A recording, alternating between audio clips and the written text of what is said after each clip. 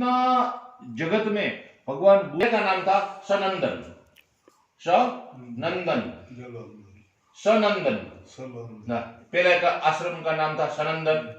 जो दूसरे थे सुरेश्वराचार्य, उनका नाम था मंडन मिश्र, मंडन मिश्र था। जो तीसरे शिष्य था हस्तामलाचार्य, उनका नाम था पृथ्वीधर, उसका नाम था पृथ्वीधर।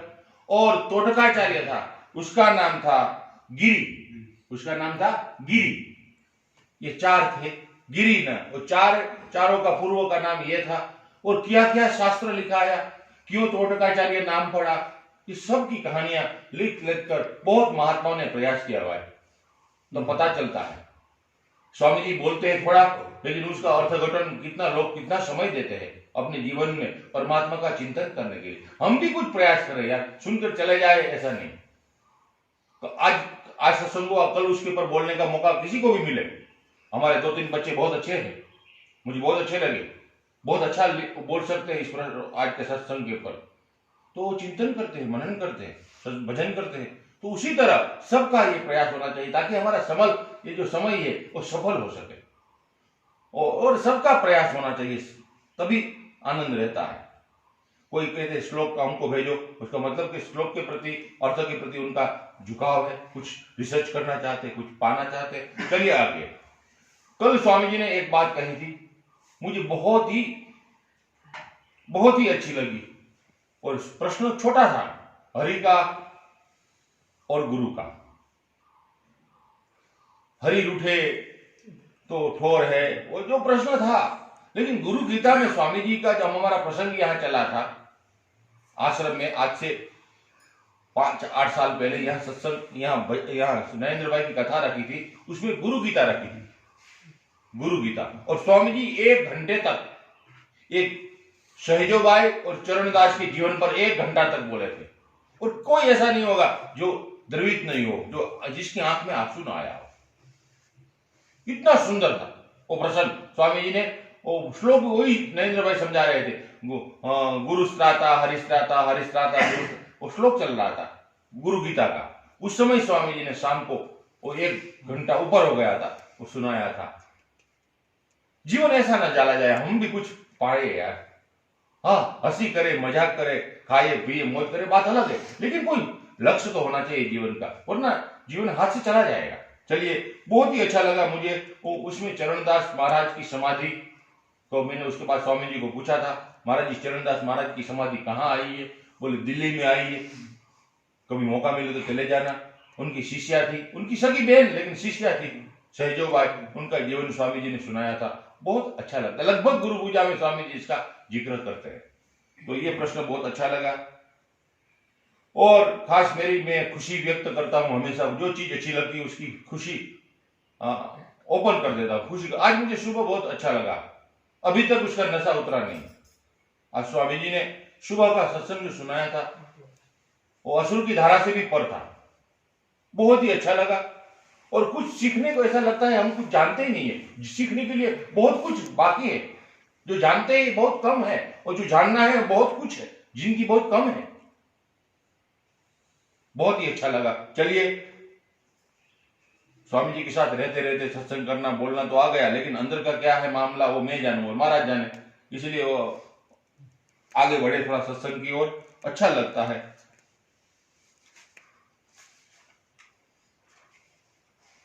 पहला प्रश्न बाकी था। हाँ,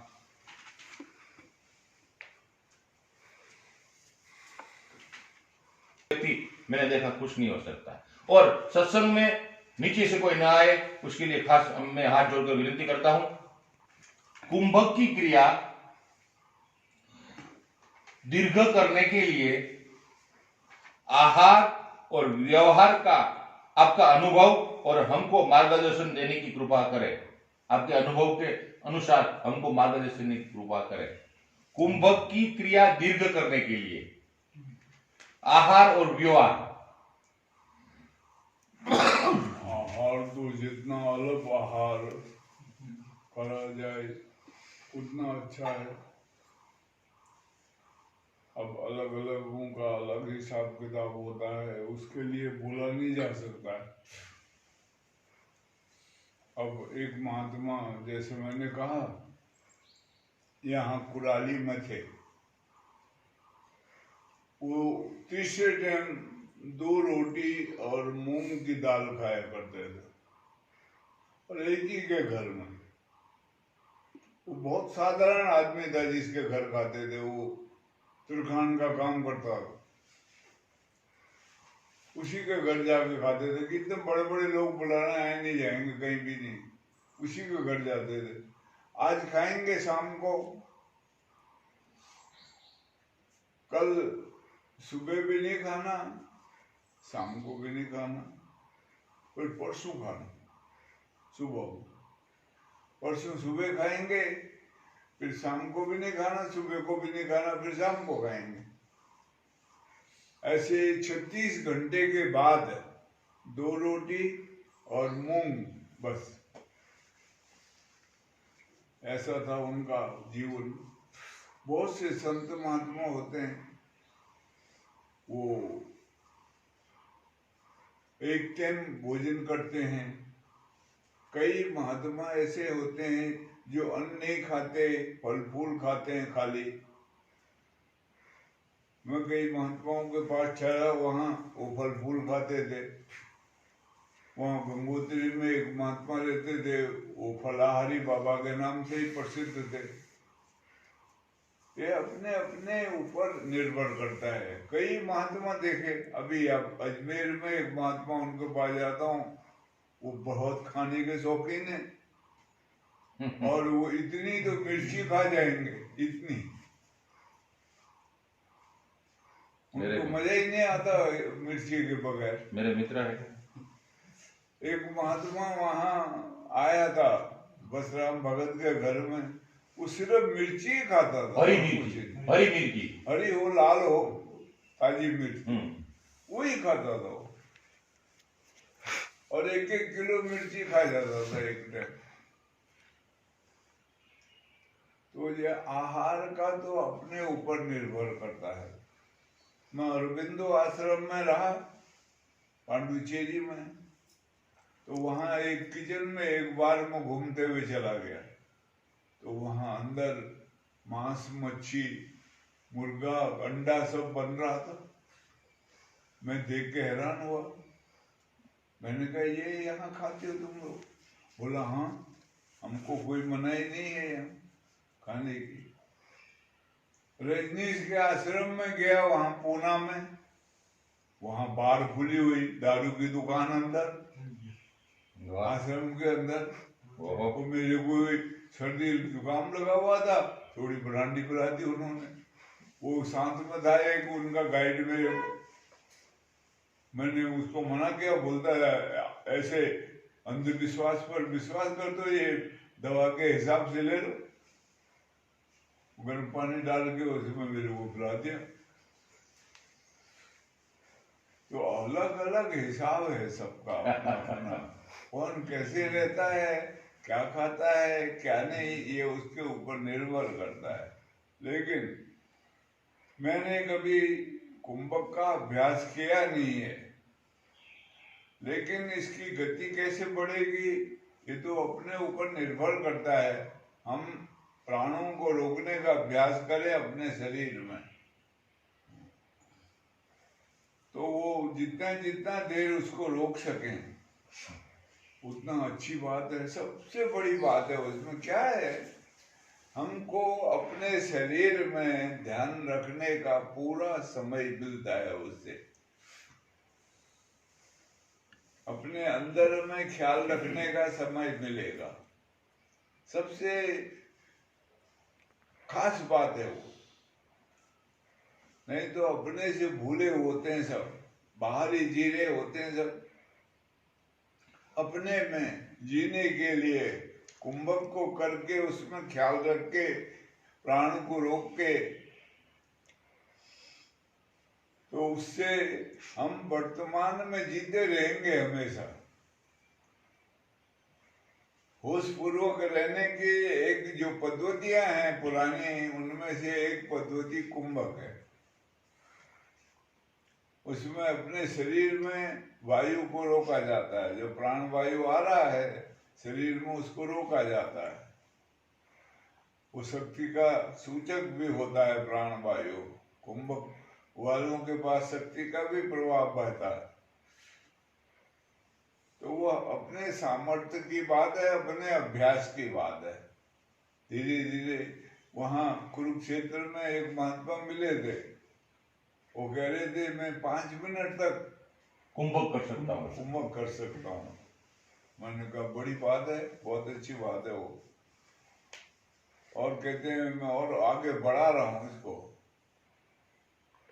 एक मेरे मित्र थे, वो भी काफी समय से नहीं मिले हैं, और 76 के कुंभ में मैंने उनका वो भी किया था, चौकीदारी भी करी थी वहां।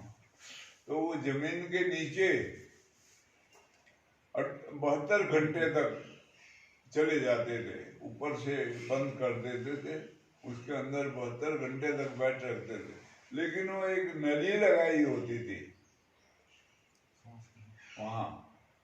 मैंने कहा श्वास लेते हो? बोला हाँ श्वास लेता हूँ वहां, लेकिन धीमे धीमे श्वास लेते हूँ, ऐसा कह रहे थे। दुबले पतले थे शरीर से बहुत। प्रहलाद पुरी नाम था, निरंजनी अखाड़े से थे, संबंधित मेरे साथ थोड़े समय रहे हो।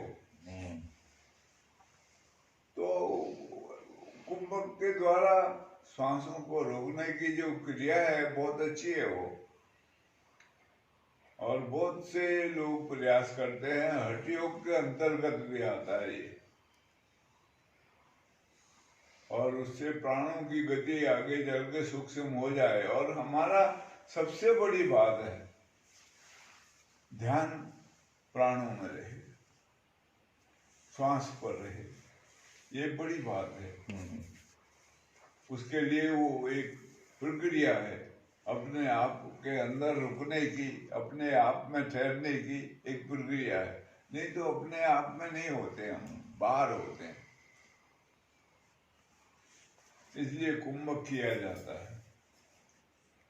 और धीरे धीरे अगर कुंभक आगे बढ़े और समय तक हम अंतर में ख्याल में आ सके, हो सकता है चिंतन की धारा बह जाए हमारे अंदर, हमारी वृत्ति में ब्रह्मारूढ़ वृत्ति हो जाए और खोज में लग जाए, तो बहुत कुछ जानकारी भी प्राप्त हो जाएगी। वो कुंभक माध्यम हो जाएगा उसका। तो इसलिए मैंने कभी अभ्यास नहीं किया है रोकने का। रुक जाए तो बात अलग है, वो फिर झटके से निकल भी जाता है, लेकिन मैंने उसके ऊपर कभी